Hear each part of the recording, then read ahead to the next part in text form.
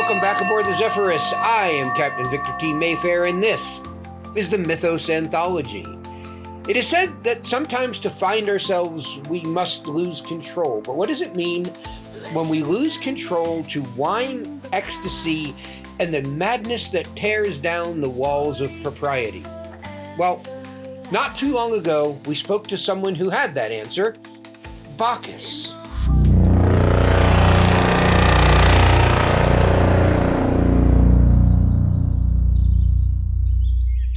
Today, we welcome the one and only Bacchus, god of wine, revelry, ecstasy, and divine madness.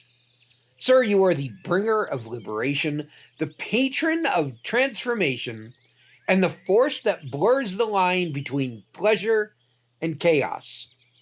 You were born of the god Jupiter and a mortal mother, raised in secrecy, and tested through trials that would break a lesser being. You are Bacchus.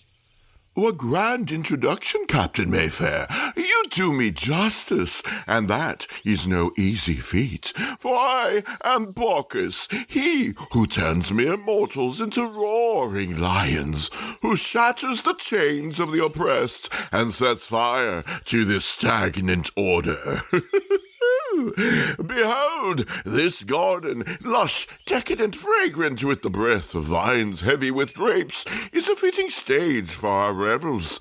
The sun kisses the earth, the breeze carries the whisper of distant laughter, and wine, oh, the lifeblood of joy, overflows. So let them listen, let the millions gather, whether in amphitheaters or stone, or the quiet solitude of their chambers, and hear the tale of Bacchus, a tale of conquest, of madness, of ecstasy, so profound it terrifies emperors and humbles the gods themselves. Oh, you call me the patron of transformation? Indeed, I am the great unshackler.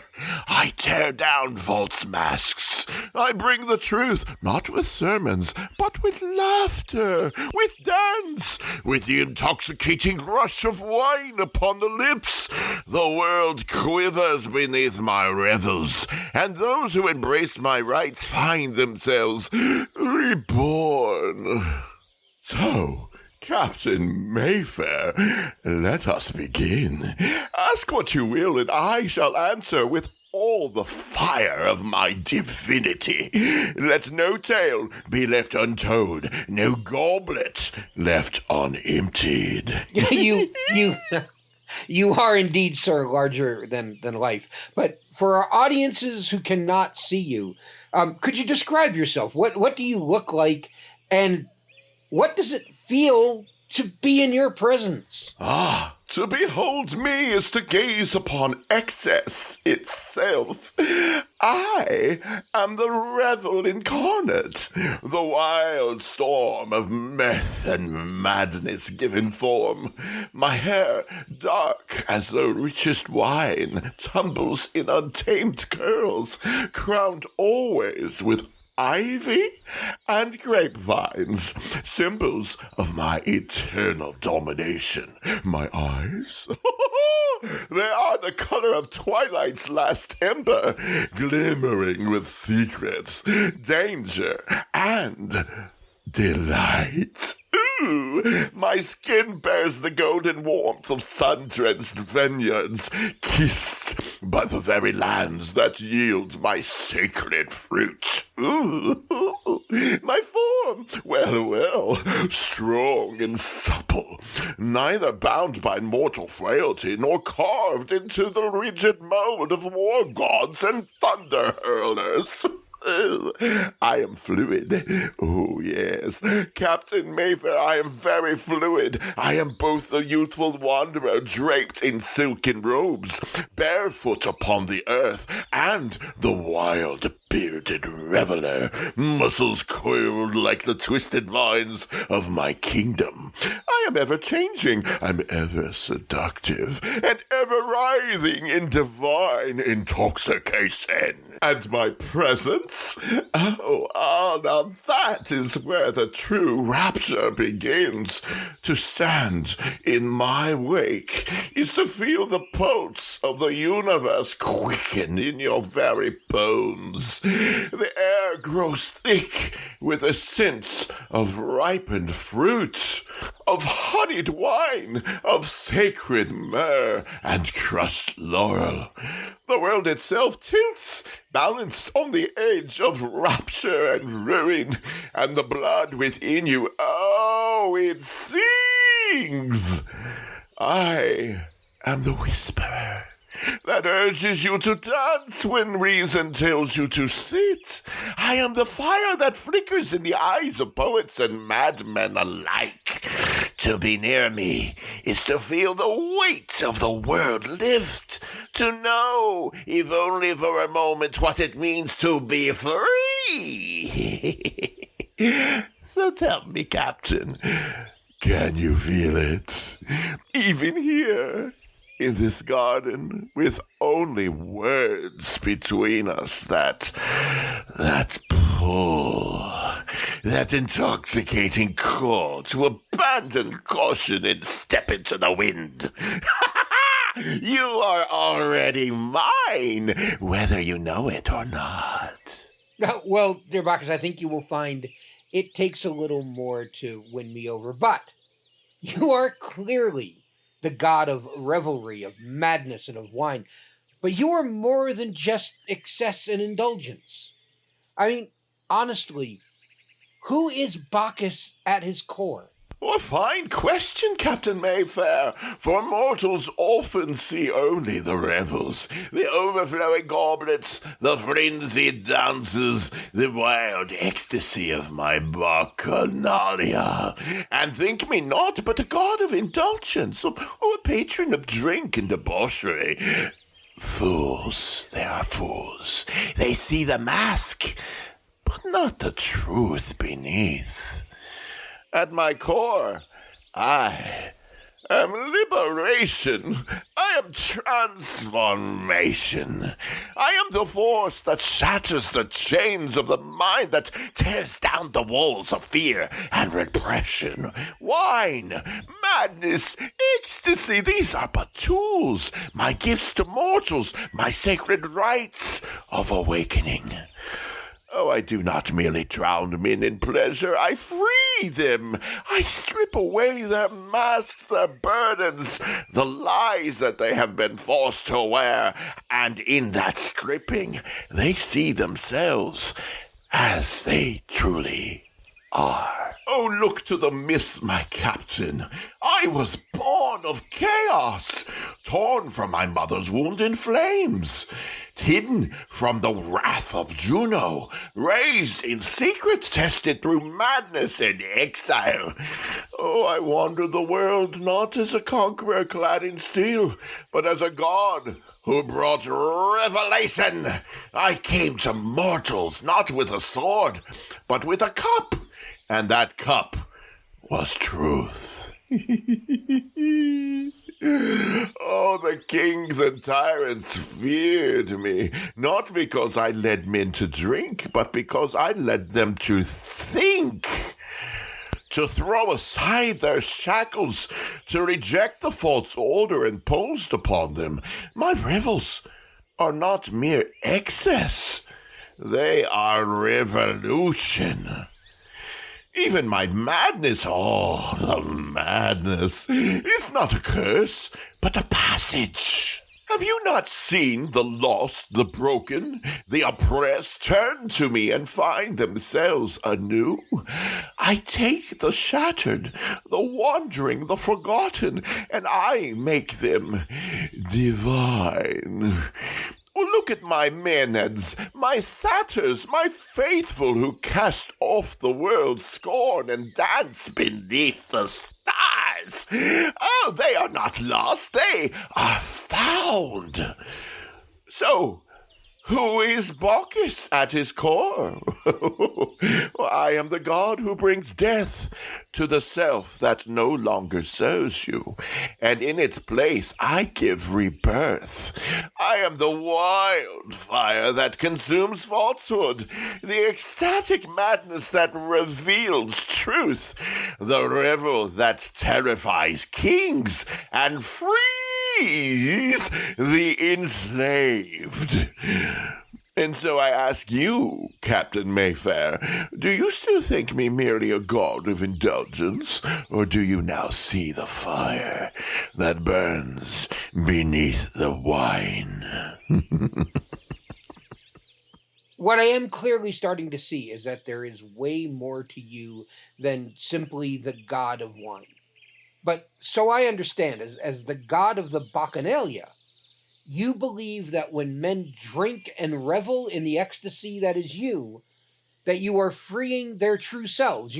You are gifting them liberation and transformation in those moments? Yes, when men drink, when they dance, when they cast off the weight of their mortal burdens and surrender to the wild ecstasy of my rights, they are free. You see, the world, your world, the one shaped by laws, by order, by the cold grip of reason, it suffocates. It binds men in chains of duty, of fear, and of expectations. They are told to be this and never that, to walk in straight lines, to silence the fire in their hearts. But when they take the cup, when they drink deeply of my gift, then the mask falls, and what lies beneath is the raw, unshackled self. Some find joy. They laugh. They dance. They embrace the love that they have been too timid to grasp. And some find sorrow. They weep for the truths that they've buried, the lies that they've denied themselves. And some find madness, because to stare into the depths of one's soul and see what lurks beneath the mask, it is no small thing. The Bacchanalia is not mere indulgence. It is a gateway. It is a passage through the storm, a trial by revelry. Those who enter it are not the same when they emerge, and some find themselves anew. Some are destroyed by what they see, but all are changed. Oh, yes. Now tell me, Captain, have you felt it? That moment when the world fades away, when laughter shakes the walls, when the body moves without thought, and for one fleeting instant, you are nothing but pure, unchained existence. That is my gift. That is the truth of Bacchus. So yes, I free them, I transform them, and whether they revel in that freedom or cower before it, that is for them to decide. Of course, sir, I have to admit, I have drunk once or twice in my life. But I believe, like many of our listeners, me included, would take issue with your glorification of drunkenness and excessive revelry. However, I understand that this is your area of expertise. Well, let them take issue. Let them clutch their pearls and wag their fingers. I have heard the protest before. Drunkenness? Madness? Excess? Oh, Bacchus, surely you lead men to ruin. Bah! Fools who see only the cup and not what it holds. Let me tell you this, Captain Mayfair, and let all who listen hear it well. I do not force the revel upon anyone. I do not seize mortals by the throat and pour wine down their gullets. I offer I invite. I stand at the threshold of liberation and say, come, step forward if you dare. Here's the truth they fear to face. It is not the wine that terrifies them. It's what the wine reveals. The Bacchanalia does not create excess. It merely exposes what was already there. The timid man who drinks and becomes a fool? Well, he was always a fool. The bitter woman who drinks and weeps for lost years? Those years were already lost. The cruel soul who drinks and lashes out in violence? Well, that cruelty was in his heart long before the wine ever touched his lips. And those who revel without shame, who love, who dance, who become more themselves than they ever dared to be, they were always meant for me. Excess? Who decides what is excess and what is merely living? The sober kings who hoard their gold while their people starve, the priests who forbid laughter in their temples, the tyrants who call their own hunger for power virtue, but name the hunger for joy sin. Well, I tell you this, Captain, revelry is not the enemy. Suppression, repression, and fear, these are the true poisons of the soul. So let them take issue. Let them scorn my rights. Let them close their doors and lock away their desires. But I will still be here in the hearts of those who dare, in the laughter that cannot be silenced, in the dance that cannot be contained, in the fire of ecstasy that no law, no decree, no fearful whisper of mortality can ever extinguish. For I am Bacchus, and I will not be tamed. Let's go backwards a bit, if you will. Your birth was anything but ordinary. You were born of a mortal mother and carried in Jupiter's thigh. Tell us the story of your origin, and what does it say about who you are? A birth worthy of legend, a tale of fire, betrayal, divinity, and triumph. Listen well, Captain Mayfair, for my very birth defied the natural order. How else could it be? For I am Bacchus, and nothing about me is ordinary. My mother, Semele, a mortal of Thebes, a beauty so radiant, so intoxicating that she caught the wandering eye of Jupiter himself, the great king of the gods, ruler of Olympus. He could not resist her, and so he came to her, cloaked in mortal guise, whispering sweet seductions. But their love, like all things touching divinity, was doomed to draw the wrath of Juno. Juno, ever the jealous queen, ever the weaver of cruel fates. She crept into Semele's mind, sowing doubt and whispering poison. If Jupiter truly loves you, demand he come to you in his true form, as he does to his divine wife. And my poor mother, mortal and unaware of the terrible price of such a request, she asked. And so my father, bound by his sacred oath, revealed himself in all his thunderous glory. The heavens split, the air cracked with lightning, and Semele, too fragile to withstand the force of divinity, was consumed in flames. But I would not perish so easily. As my mother burned, Jupiter in his desperation snatched me from her womb, an unborn god torn from fire. And where could he place me? Where in the world could a god yet unborn be nurtured? In his own flesh, he split open his mighty thigh and stitched me within, carrying me not just as a son, but as a part of his very being. And when the time came, I burst forth, twice born, divine yet marked by mortal blood, a child of chaos, of destruction, and rebirth. And what does that say about me, you ask? Everything. I am the god who defies the natural order, the god who is neither fully of Olympus nor fully of the earth, yet commands both. I was born of fire and madness, of destruction and survival, and so it is no wonder that I am a god of transformation. I myself was forged in transformation. Juno sought to erase me, but I endured. The world sought to control me, but I wandered beyond its reach. And those who would deny themselves the revel, who would resist their own liberation, they fight against the very force that shaped me. For I am Bacchus, born in fire, carried in the flesh of a god, and destined to bring rapture and ruin in equal measure.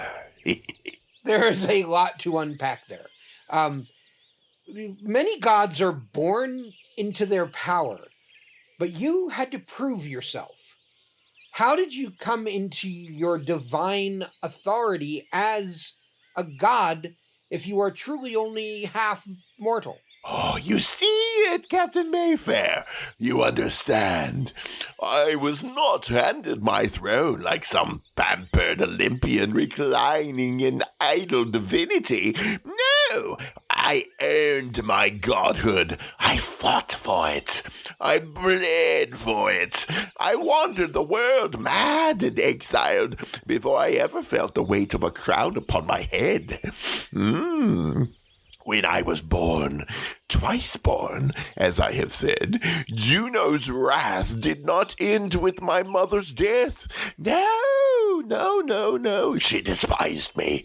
This child of her husband's infidelity, this reminder of her humiliation. She sought to destroy me, to rip me from my existence as if I were some mistake to be erased. And so to keep me from her fury, I was hidden away, smuggled into the mortal world. I was raised in secrecy in the wild places of the earth by nymphs, by wise old Silenus, by creatures of wood and vine, far from the prying eyes of Olympus. But fate does not coddle those who are destined for greatness. Madness came upon me, sent by Juno's cruel hand, and I was driven from my home. I wandered, lost, raving, torn from reason itself, until I stumbled into the embrace of the East, where strange lands and stranger gods awaited me. And there, I found my purpose. I learned. I gathered my sacred rites, my mysteries, my wild ecstasies, and I tamed the vine. I made it bend to my will. I drew from it a gift so intoxicating, so divine, that it would change the world forever. I became a leader. My following grew. My Maenads, my satyrs, my wild-eyed revelers who saw in me not just a god, but a path to freedom. And so I did what no other god dared. I conquered, but not with swords, not with war, not with the brutal tyranny of Jupiter's thunderbolts, or Mars' bloody steel. No. I conquered through rapture, through wine, through dance, through the frenzied call of the Bacchanalia that could not be denied. I swept through the lands from the mountains of Phrygia to the jungles of India, not with armies but with followers. Kings trembled before me. Cities crumbled in my wake, not from destruction but from transformation. And when I returned to Greece, when I marched back into the lands that had once cast me out, I did not come as an exile. I came as a god, crowned with ivy and wreathed in triumph, my divinity undeniable. And even Olympus, even the haughty, sneering gods upon their high thrones, even they could not ignore me any longer. I had wandered the world, suffered madness, defied tyrants, become something greater than any of them, and so at last I ascended to my rightful place among the immortals, not because I was born to it, but because I had claimed it. So you see, Captain Mayfair, my power is not merely given, it is earned. That is why I am the god of transformation, of revelation, of breaking chains. I know what it is to be cast aside, to be denied, to be told you are not worthy, and I know what it is to rise, to shake the earth with your step, to laugh in the face of those who doubted you and say, I am Bacchus, and I will not be denied. And through this all, Juno remained your enemy. She's long been your enemy. What did she do to keep you from reaching Olympus, and how did you ever overcome her wrath? Oh yes, she cursed me with divine frenzy, stripped me of reason, sent me wandering, raving, lost to myself, a god cast into exile. She thought it would break me, that I would disappear into oblivion, a forgotten whisper on the wind. But madness, madness did not destroy me. It forged me. I wandered, yes, but in my wandering I learned. I traveled through Phrygia, through Lydia, through the far reaches of India. I gathered my rights, my mysteries, my power. I was not broken. I was reborn. And when I returned, I did not crawl. I marched. I came with my Maenads, my satyrs, my legions of revelers. I conquered with wine and ecstasy, toppling the kings, igniting souls of mortals, and making the world know my name. And when I stood at the gates of Olympus, crowned in ivy, wreathed in triumph, Juno could not deny me. No one could. I had defied her storms, her madness, her endless schemes. I had claimed my divinity, not as a gift, but as a right. That is how I overcame her. Not by bowing, not by begging, not by slinking in the shadows. I met her wrath with laughter, her curses with exaltation.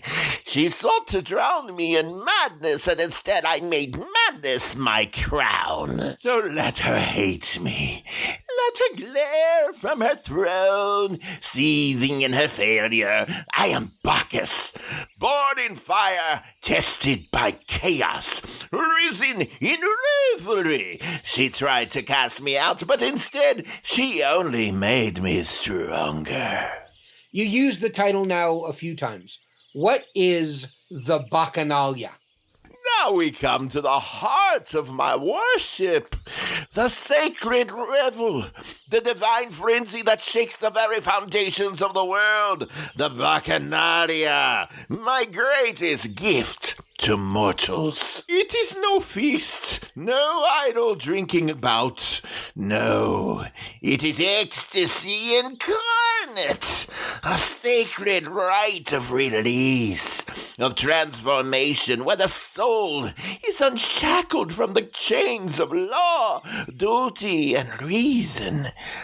It is the night where masks are cast aside, where mortal flesh becomes divine, where the world's burdens fall away and the wild true self emerges at last.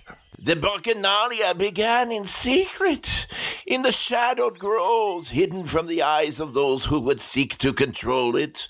Only the worthy were called, the ones who longed for freedom, the ones who felt the fire within but were forbidden to let it burn.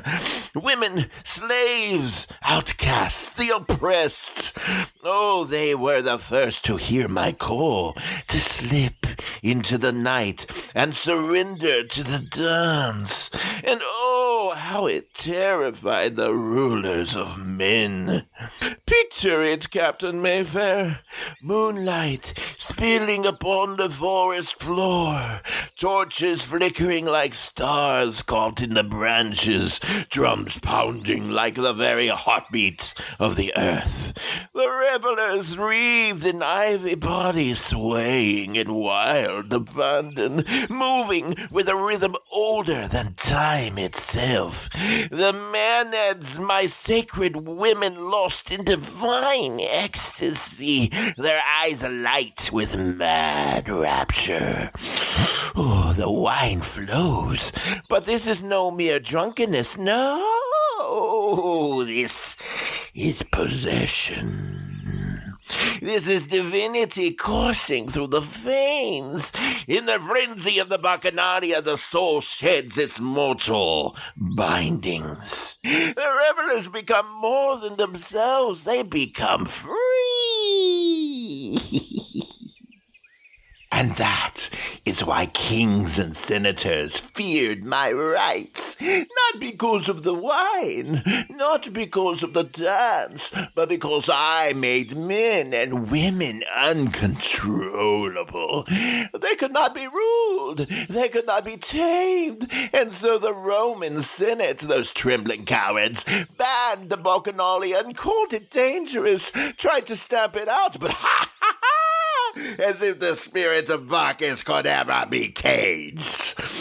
The Bacchanalia lives. It lives in every festival, in every moment where joy breaks through oppression, where the forbidden dance is danced, where the laughter of the wild-hearted rings against the night sky.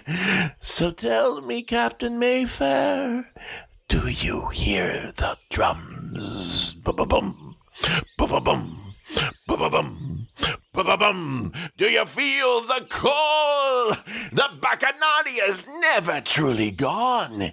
It waits in the shadows, in the pulse of the music, in the fire behind mortal eyes, waiting for those who dare. And who are these Maenads? Oh, the Maenads, my wild women, my sacred followers, my frenzied priestesses of divine ecstasy. If I am the storm, they are the thunder. If I am the fire, then they are the blaze that consumes. Their name, Maenads, means the raving ones, and oh, how they rave. They're not mere mortals lost in drink and song. No, they are possessed, touched by my divinity, seized by the madness of liberation. They cast off their old selves and become something more. They are the ones who know no fear. They roam the mountains, the forests, the hidden groves where the Bacchanalia thrives. They move like the wind, untamed, unhindered, their bodies wreathed in ivy, their hands clutching the thyrsus, my sacred staff, wound with vine and crowned with a pine cone, the very symbol of life and frenzy entwined. They sing, they shriek in exultation, But do not mistake them for mere revelers. No, the Maenads are dangerous. To stand in their way is to stand before the storm itself. In their divine trance, they feel no pain. They know no restraint. They have torn apart those who threatened them, kings who dared to deny my rights, fools who thought they could cage the wild. Remember Pentheus? A fool's tale if ever there was one. A king who thought he could defy me, who mocked my rights, who tried to spy upon my Bacchanalia in secret. Ha! I lured him into my revels, dressed him as a woman, made him believe he was hidden when in truth he was prey. The Maenads saw him, and in their frenzy they fell upon him like lions, rending him from limb to limb. His own mother, mad with my gift, ripped his head from his body and held it aloft, thinking him a sacrifice to the gods. That is the power of the Maenads. They're not tame, they're not obedient, they are free, and that more than anything terrifies the rulers of men. They are the ones who cast aside their chains, the ones who have stepped beyond the limits imposed upon them. They are my chosen, my fiercest, my most devoted. They are ecstasy given form. And even now, Captain Mayfair, even in this modern world of order and reason, I ask you, do you think that they are truly gone, or do you think they still live in the women who refuse to bow, in the voices that will not be silenced, in the wild laughter that still echoes beneath the moon? Because I tell you this, the Maenads are never gone. They are merely waiting. These Bacchus rites became legendary, orgastic, ecstatic, and terrifying to some. What really happens in these secret gatherings? Now we pull back the veil. Now we step beyond the threshold into the heart of the Bacchic mysteries. Oh, what truly happened in those sacred hidden rites?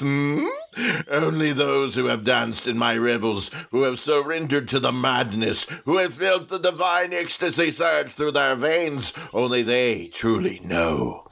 For the Bacchanalia was not for the eyes of the uninitiated, no, not for the cold gaze of lawgivers and kings who sought to control what they could never understand. But since you asked, Captain Mayfair, I will tell you, not as an outsider, but as one who lived within the rite. The night of the Bacchanalia, it was no ordinary night. It was chosen by the will of gods, by the stars, by the hidden whispers of fate itself. The initiates, men, women, slaves, nobles, all equal beneath my gaze, would cast off the trappings of their worldly selves. They adorn themselves in ivy, in fawn skins, in crowns of vine and laurel, their feet bare upon the earth, their bodies free from the burden of shame.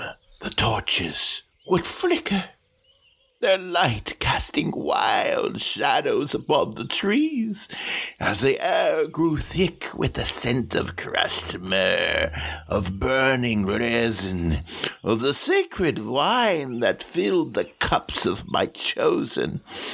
The drums, drum, drum, drum, drum, drums would begin, slow at first, like a heartbeat, waking from slumber, then rising, pounding, calling, pulling the soul beyond reason, beyond restraint. And then, the dance!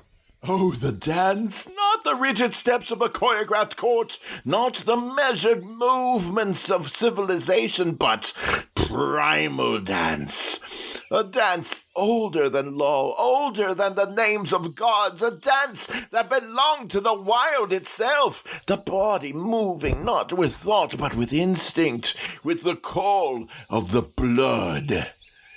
And in that frenzy, in that sacred ecstasy, the boundaries of self would shatter. The revelers would become the Maenads, the satyrs, the wild creatures of the wood. They would feel my presence in them, through them, around them. Some would prophesy, their lips spilling truths they did not know they carried, and some would weep in joy, in release, in the sheer overwhelming bliss of being. And yes, there were moments of madness. There were those who in their divine frenzy lost themselves completely, who became so consumed by rapture that they tore at their garments, at their very flesh, at the very air around them, seeking to touch the divine with hands unfit to hold it. The outsiders, the fearful ones, the ones who did not understand. They whispered of violence, of wild orgies, of blood spilled beneath the moon. Fools! They could not comprehend what they saw. They mistook liberation for danger, ecstasy for chaos. Did passion rise? Yes. Did bodies entwine? Did laughter and cries mix into the night air? Well, of course. But not in the mindless debauchery they imagined. No. In the ritual of the soul unbound. And that was why they feared us. Why they outlawed the Bacchanalia, why the Senate of Rome trembled at the thought of my rights, because in the Bacchanalia there were no kings, no laws, no chains. There were only souls, raw and unfettered, touching the face of the divine. Tell me, Captain, does that sound like something that could ever be contained? Or do you think, even now, it lingers, hidden, waiting, pulsing beneath the surface of the world, just beyond the edge of reason? Because I tell you this, the Bacchanalia never truly ended. It simply waits for those who dare to seek it. Well, I think your Bacchanalia lives on. In fact, it's a fundamental part of most modern festivals and events. But do you see it that way? Do you see it in today's Burning Man, rave festivals, or even in Woodstock of the late 1960s? Captain Mayfair, now you are speaking my language. Yes, 1,000 times yes. Do you think the spirit of the Bacchanalia could ever truly die? Never. It is eternal. It merely shifts, changes form, finds new masks to wear. But at its heart, it is the same primal fire. Look at Burning Man. Look at how they cast off the world of order, how they build a new reality in the desert, a place where the rules of the mundane would crumble into dust, where art, music, and uninhibited expression reign supreme. They burn their creation at the end, surrendering it to the flames like an offering to the gods. If that is not Bacchic, then what is? And the rave festivals, the pulsing lights, the hypnotic rhythms, the way the music seizes the body and refuses to let go. The way thousands move as one. No thought, no restraint, only pure sensation, pure surrender. The night stretches into infinity, the self dissolving into the beat. Tell me, is that not the same frenzy that gripped my Maenads as they danced beneath the moon? Oh, and Woodstock, now that was a Bacchanalia reborn in its fullest glory. A sea of bodies moving, merging, singing, loving, free from war, free from oppression, free from the shackles of a world that tried to tell them how to be. They sat upon the earth like the revelers of old, drenched in wine and passion, calling for peace, for unity, for a world untamed. Oh, it was my spirit, my essence, roaring back into the mortal world in a tide of music and wild abandon. And do you think it ends there? No. Wherever people cast aside their burdens, wherever they dance without fear, wherever they gather upon open skies to lose themselves in the rhythm of life, I am there, in Mardi Gras, in Carnival, in the midnight revels of neon-lit cities, in the secret gatherings of those who refuse to be caged by the dull weight of existence. Oh, you see it, don't you, Captain? You feel it. The Bacchanalia is not a relic of the past. It lives. It finds new names, new faces, new forms, but it will always return, because mortals, they need it. They need the revel, the ecstasy, the breaking of the chains. And I, Bacchus, will always be there to lead them into the wild. So I ask you, Captain Mayfair, have you ever danced in the frenzy? Have you ever felt the pulse of the divine in the roar of the crowd? Because if you have, then you already know. The Bacchanalia never ended. It is only waiting to claim you. I have been to many festivals and events, but let's stick to your story. You were once challenged by King Pentheus, who refused to recognize your divinity. How did that confrontation end? Pentheus, the fool!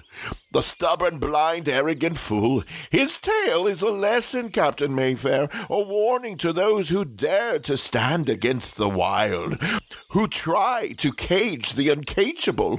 Let me tell you how it happened. Pentheus was the king of Thebes, the city of my mother Semele, a city that should have embraced me as its own, but Pentheus, oh no, he was a man of law, of order, of rigid control.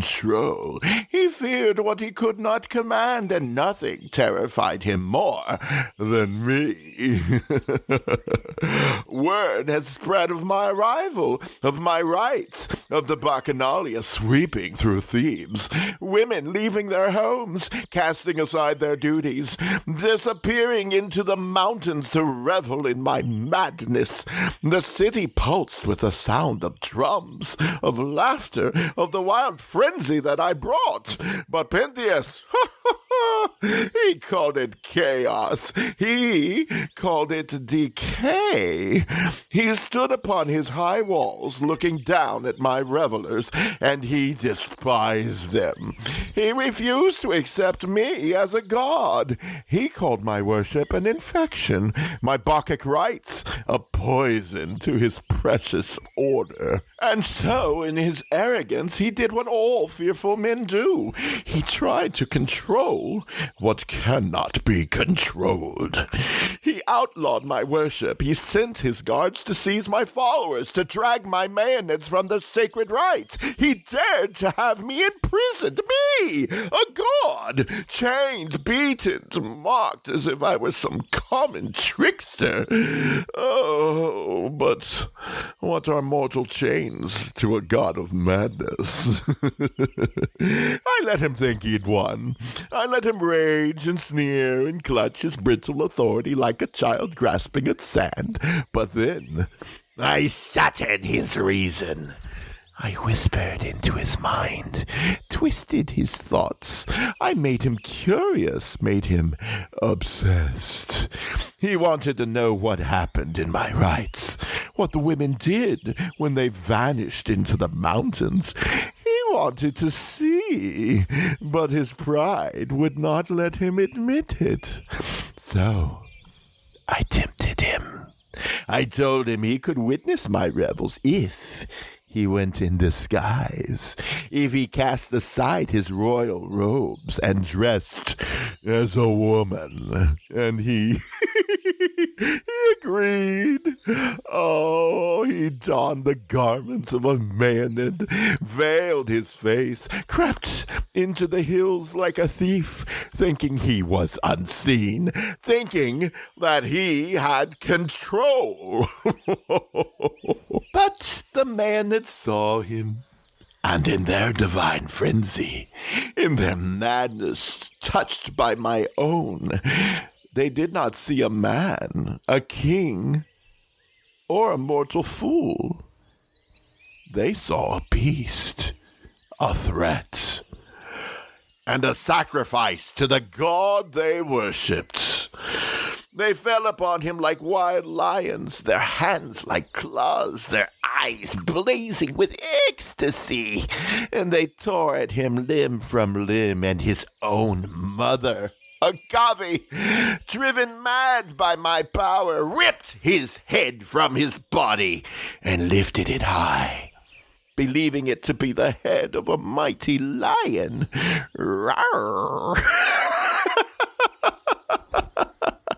She did not realize her mistake until the madness faded, until she saw the truth of what she had done. And thus Pentheus fell, not by sword, not by war, but by his own refusal to surrender. His own pride led him to ruin. This is the lesson of Pentheus, Captain Mayfair. You cannot fight the wild. You cannot chain the ecstatic. You cannot deny the divine and expect to escape unscathed. Those who try to shackle me, to resist the revel, to impose their fragile order upon the storm, they will be torn apart. Pentheus was a fool, and fools always pay the price. And then there was another mortal, Lycurgus. He dared to stand against you, and you had quite a fate in mind for him as well. Oh, Lycurgus! Oh, another stubborn fool who thought he could stand against a god. Another lesson carved into the bones of history. And what a lesson it was. Lycurgus was a king of Thrace, a land of warriors, of hard men who bowed to no one. He saw my rites spreading, my revelers dancing upon his lands, the vines of my sacred drink creeping through his kingdom, and he hated it. Ooh, wine, ooh, madness, ooh, ecstasy. No! Lycurgus wanted only discipline, order, control. He would have no wild revels in his kingdom, no women casting off their veils to join the Maenads. No men losing themselves in the rapture of my gift. No, he thought he could forbid me. And so, like all tyrants, he turned to violence. He sent his warriors to seize my followers, to tear the ivy from their heads, to burn their sacred Thyrsus staves. He drove them from his lands, whipped them, chained them, cast them into dungeons, and worse, he struck at me. Yes, he dared. He raised his axe against the vines, against my sacred plants, against me, and in his frenzy, blinded by rage, he attacked his own son, mistaking him for one of my revelers. He cut him down where he stood, and Then the doom of Lycurgus was sealed. The land itself recoiled from him. The vines withered, the rivers dried, the earth refused to bear fruit. His own people turned against him, terrified by what he had done, by the curse now upon their soil. They knew no king can strike against Bacchus and live. So they dragged him forth. They bound him in chains and cast him into the mountains, and there, oh yes, there, he suffered the fate of all who resist the wild. He was torn apart, not by men, not by Maenads, but by his own madness. I hear your tales about these kings who have tried to control you, Pentheus, Lycurgus. But there are recent ones too. I mean, Prohibition in the 1920s in America, that, again, was a direct attack against you and your effects. Oh, now we speak of modern folly. A new Pentheus, a new Lycurgus, another doomed attempt to chain the unchainable. Prohibition? What arrogance, what foolishness. Mortals think they could ban my gift, thinking they could erase the revel with mere laws. They declared war on wine, on joy, on the very essence of Bacchus. They thought, as all tyrants do, that they could control desire, and that they could legislate against the wildfire in the hearts of men.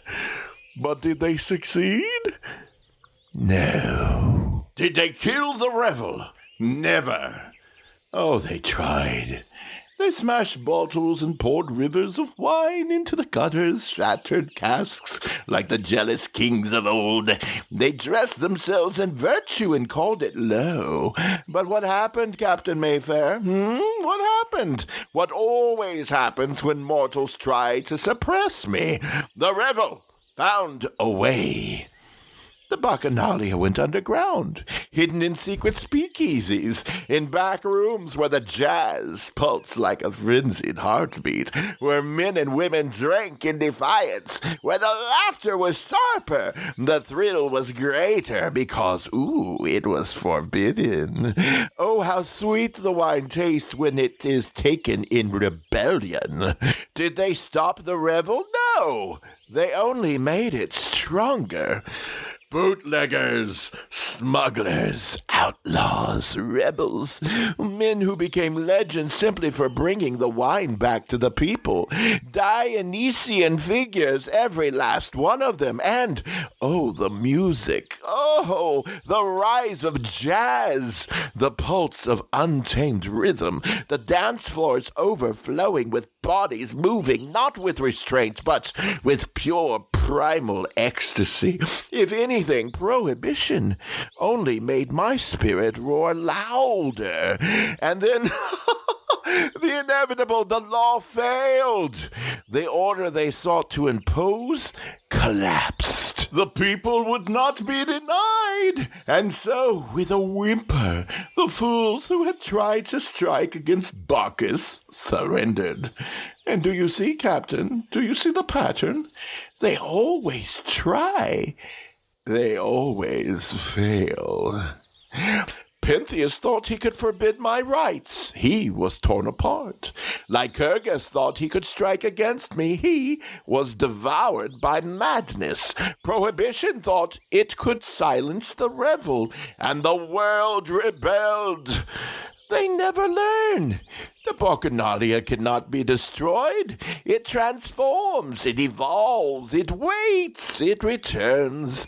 And whether in a Roman grove, a jazz-soaked speakeasy, or a neon-lit festival pulsing with untamed joy, I am there. I am always there. And so I say this, to any who would ever try again, do not make the mistake of Pentheus. Do not make the mistake of Lycurgus. Do not make the mistake of Prohibition, because Bacchus does not die. Bacchus does not fade. Bacchus always wins. As your fame spread through Greece, Rome, inspiring poets, emperors, and common folk alike, across many cultures, you have been known by many different names. But you are the original. Are you not? Yes, across time, across lands, across the tongues of poets and the prayers of emperors. My name has changed, but I have not. My spirit, my revelry, my power is eternal. The Greeks knew me first as Dionysus, the twice-born, the wanderer, the god who walked among mortals, bringing ecstasy, madness, and liberation. My rite spread from the mountains of Thrace to the hills of Thebes, from the shores of Ionia to the great temples of Athens. I was worshipped as Eleutherius, the liberator, because I unchained men not just from their burdens, but from themselves. And then Rome, glorious Rome, took me into its heart, and I became Bacchus. Ah, the Romans, conquerors, lawgivers, builders of empires. But even they, especially they, could not resist the wild ecstasy of my gift. They brought my rites into their streets, into their villas, into the very bones of their civilization. To the east, in Phrygia and beyond, they called me Sabazios. In Egypt, I merged with Osiris, the god of life, of resurrection, of wine and abundance. And in India, I was linked with Shiva, the lord of cosmic dance, of intoxication and divine madness. Everywhere I touched, I became part of the land, the people, the spirit of the wild that cannot be tamed. I'm starting to understand your approach, the wine as a weapon, how to liberate men and allow the revelry of your followers. But there's a whole nother side to you that perhaps you don't like to address. Talk to me about Ariadne. Ah, Ariadne, my beloved, my queen, my radiant star. If ever there was a mortal who understood the pain of abandonment and the rapture of transformation, it was she. Listen well, Captain Mayfair, for her tale is one of sorrow, turned to triumph, of loss, turned to divinity. She was a princess of Crete, daughter of King Minos, sister to the monstrous Minotaur, raised in a palace that reeked of duty and cruelty. When the Athenian hero Theseus came to slay the beast within the labyrinth, it was Ariadne who saved him. It was she who betrayed her own blood and defied her father, risking everything for love. She gave Theseus the thread, led him through the twisting darkness, and in return she asked for only one thing, his love. And what did he do, Captain? What did the hero do? He abandoned her. He left her sleeping on the shores of Naxos, the waves lapping at her feet, the wind whispering the truth. She had been used. She awoke to an empty horizon, her heart shattered, her fate uncertain. But this was not the end of Ariadne's story. It was the beginning. For who found her there weeping beneath the lonely sky? I did. Bacchus, the wanderer, the liberator, the god who takes the broken and makes them whole. I saw her and I knew. This woman was meant for more than betrayal, more than sorrow, and I lifted her from despair. I crowned her with stars. I made her immortal. She became my queen, my beloved, the only mortal who ever danced beside me as an equal. And even now she reigns among the heavens, for the diadem I placed upon her brow, the corona borealis, the shining constellation, still burns bright in the night sky, a symbol that no betrayal, no sorrow, no loss can destroy destroy the soul that dares to rise again. Clearly, there are many ethical and moral questions about a lot of the things that you do. But let's get real for just one moment. Your revelers blur the line between joy and destruction. Do you believe there is a danger in indulgence? Oh, well, a question worthy of the wise, Captain Mayfair. You see the paradox, the razor's edge upon which my revels dance, the thin, quivering line between ecstasy and oblivion. And yes, there is danger in indulgence. There is madness in excess. But tell me this, is there not also danger in restraint? The world, Captain, is a prison for many. A cage of duty, of expectation, of ironclad laws that suffocate the soul. Men toil, obey, suppress, endure until they break.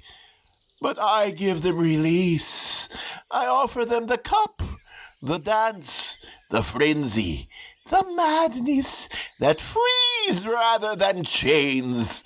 Oh, but too much wine can drown, just as too much restraint can strangle. This is the truth of Bacchus. I do not promise safety. I am not some kindly god of gentle comforts and measured pleasures. No, I am fire and flood, ecstasy and madness, creation and destruction entwined. Those who come to my rites must know themselves. Some, when given freedom, cannot hold it. They fall too deep into the revel, drink too greedily, dance too wildly, and in their frenzy they lose themselves. The Maenads tore Pentheus apart in their madness.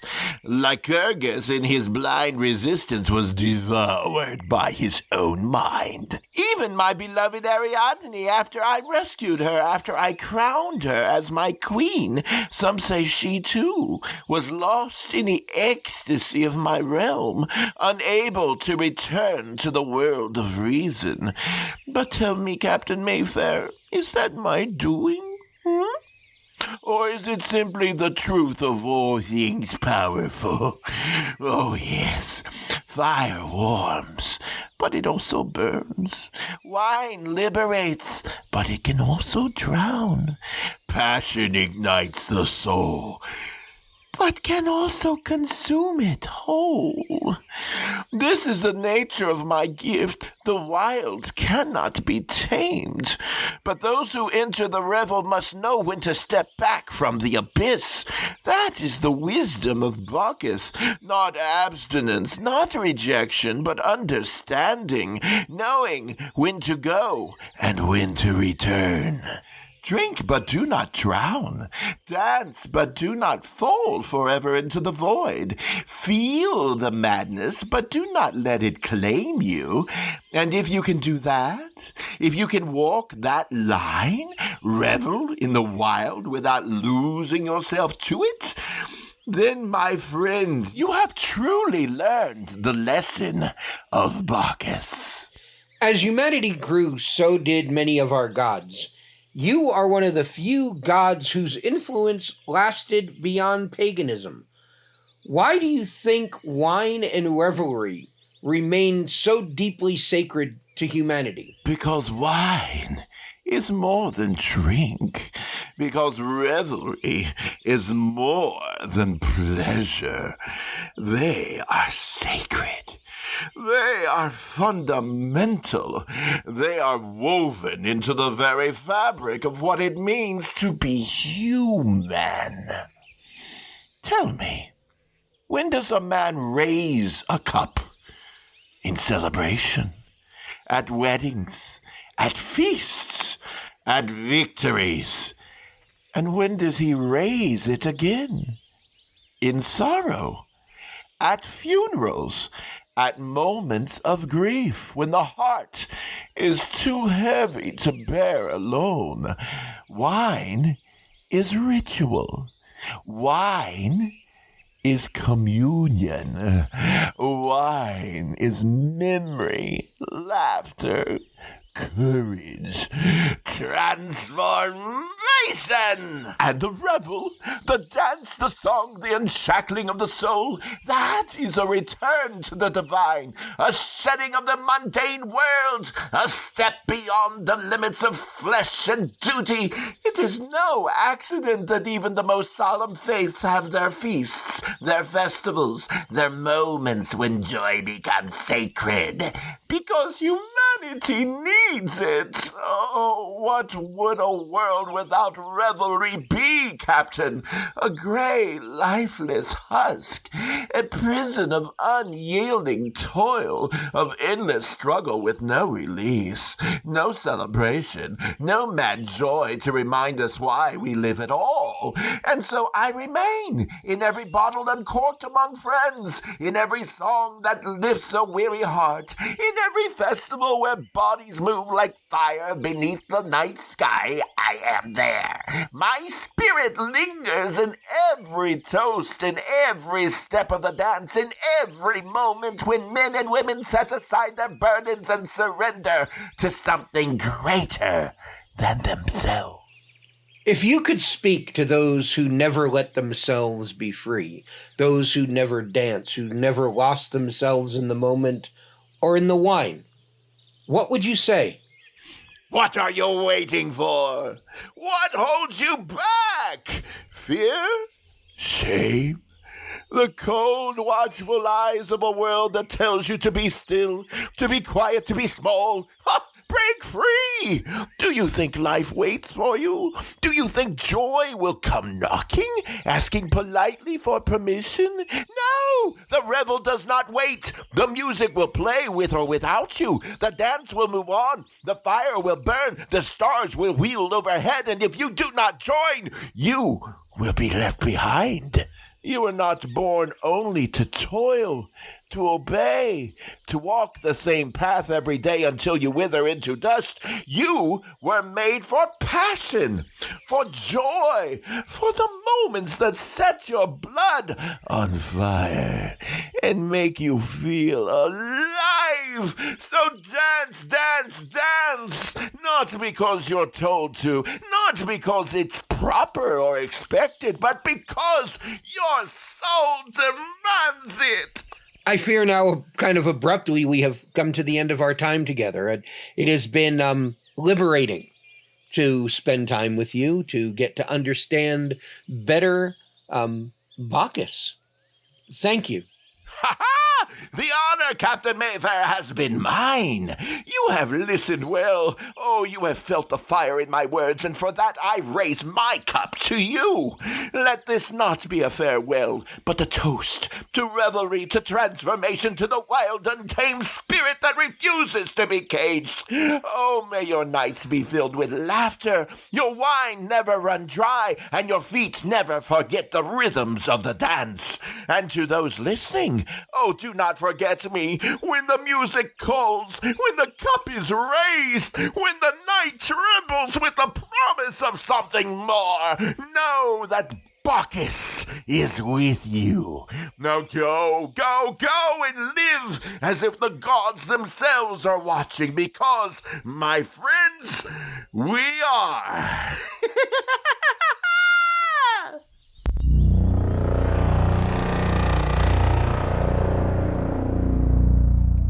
Thank you for being part of Mythos Anthology.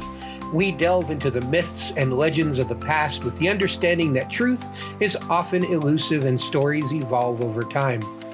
While we work hard to ensure accuracy and neutrality, it's important to remember that mythological studies are as much about interpretation as they are about facts. For more information, visit mythosanthology.com, where you'll find deep research archives, video content, interactive podcasts, and don't forget to try our AI character chats, where you can engage with digital recreations of our legendary guests. Legends and myths from the past. Bacchus brought to life by Ray Buffer. Everlast. In the hearts of mortals.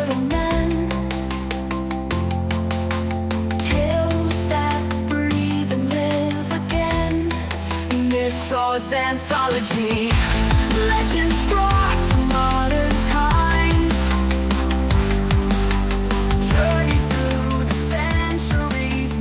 Mythos Anthology is a creation of writer, executive producer Victor Ciccarelli. All content, including audio, video, and written material, is protected under copyright law 2025 Pihana Productions.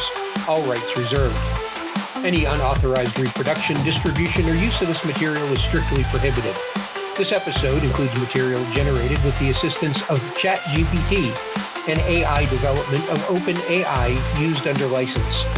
All content has been reviewed and edited by the Mythos Anthology team to ensure accuracy and consistency. For more information, visit mythosanthology.com. Mythos Anthology, where echoes of ancient myths resonate with modern tools and creative minds.